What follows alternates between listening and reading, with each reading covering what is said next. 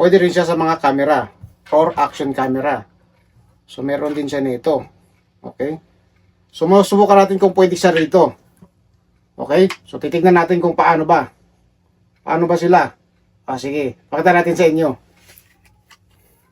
So yun lang guys, kung gagamitin nyo siya sa mga Insta360 X4 or X5 or sa X3, may dapat pa kayong bilhin. So hindi siya kumpleto. So hindi rin natin siya magagamit ng problema. Pero mariresolbahan natin yan, maka-order yan online. So dahil dyan, na-order na tayo. So ito na siya.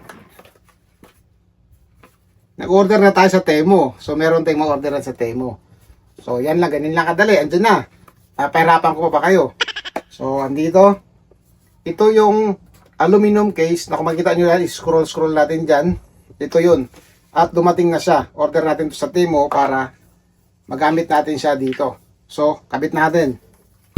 You can watch the full video on YouTube on Burpos TV and don't forget to like and subscribe.